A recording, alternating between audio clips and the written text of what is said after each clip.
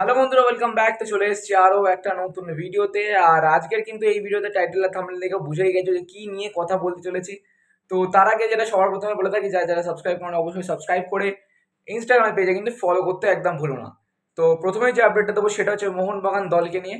তো 27 বছর বয়সী গোলকিপার বিভাগের প্লেয়ার দেবনাথ মণ্ডল। তো গত সিজন থেকে কিন্তু দেবনাথ কিন্তু আমাদের মোহনবাগান দলের সঙ্গে যুক্ত ছিল। আর কিন্তু আমরা এটাও দেখেছি যে মোহনবাগান দলে কিন্তু সিনিয়র টিমে সেরকমটা চান্স পায়নি আমাদের দেবনাথ মণ্ডল। তো এই কারণেই কিন্তু দেবনাথ মণ্ডল নিজের অফিসিয়ালি পেজ থেকে কিন্তু তোমার জানিয়ে দিয়েছে, যে থ্যাংক ইউ জানিয়ে দিয়েছে মোহনবাগানকে।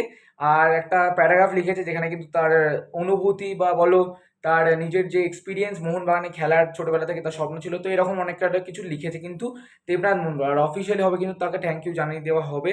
আর কবে জানা হবে সেটা কিন্তু পরবর্তীকালে তোমাদের আপডেট দিয়ে দেবো। বাট নিজের ইনস্টাগ্রাম পেজ থেকে কিন্তু থ্যাংক ইউ জানিয়েছে মোহনবাগান দলকে।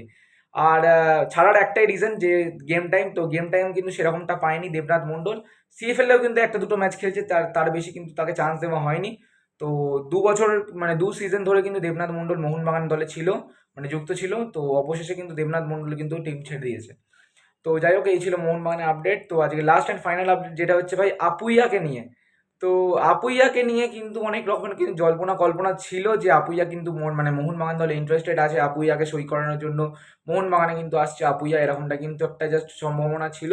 বাট বর্তমান দাঁড়িয়ে কিন্তু মারিনার্স এরিনার্স কিন্তু কনফার্ম করেছে এটা, যে মোহনবাগানে কিন্তু মুম্বাই সিটি এফসির কোনো প্লেয়ার, মানে মুম্বাই সিটি এফসির কোনো প্লেয়ার কিন্তু মোহনবাগান দলে আসবে না। সুতরাং বলাই যেতে পারে যে আপুইয়া কিন্তু মুম্বাই সিটি এফসিতেই থাকবে। বাট এছাড়াও কিন্তু মোহনবাগান ছাড়াও কিন্তু আর একটা যেটা আপডেট আছে, যে আপুইয়া কিন্তু মুম্বাই সিটি এফসি ছেড়ে কিন্তু অন্য একটা দলে যাবে। তো সেই দলটি হচ্ছে ইস্ট বেঙ্গল। তো এরকমটাই আপডেট আছে, একটা পসিবিলিটি আছে যেরকমটা সব জায়গা থেকে শুনতে পাচ্ছি। তো মোহনবাগান তো না ভাই, সেটা কিন্তু হবে ইস্ট বেঙ্গল, যেরকমটা আপডেট আছে। বাট এখনো কিন্তু কিছু কনফার্ম না ভাই, আমি শিওরিটি তোমাকে বলতে পারছি না। যখন কনফার্ম হবে জিনিস তখনই তোমাদের আমি জানাতে পারবো। বাট অনেক জায়গা থেকে কনফার্ম করছে যে আপুইয়া কিন্তু ইস্ট বেঙ্গলে আসতে পারে। তো লেটস সি কি হয়, সেটা কিন্তু পরবর্তীকালে আপডেটে আমরা জানতে পারবো যে আপুইয়া কোন দলে যাবে। তো ভাই বুঝতেই পারছো ভাই, সামার ট্রান্সফার মার্কেটে কিন্তু মানে সব করার দলই কিন্তু নিজেদের ভালো ভালো প্লেয়ারগুলো কিন্তু সাইন করাচ্ছে আর একটা ভালো মতন টিম বানাচ্ছে। তো এই সিজনে কিন্তু আমরা ভালো একটা সব কটা টিমের থেকে পারফরমেন্স আমরা আশা করছি। তো দেখা যাক কি হয়। তো এই ছিল আজকে কটা আপডেট। আই হোপ তোমাদের আপডেটগুলো ভালো লেগেছে। তো ভালো লেগে থাকলে অবশ্যই কি করতে হবে সেটা তোমরা জানো, যে সাবস্ক্রাইব করে বেল নোটিফিকেশনটাকে অল নোটিফিকেশন ক্লিক করে শেয়ার করে দেবে। চলো, টাটা, বাই বাই।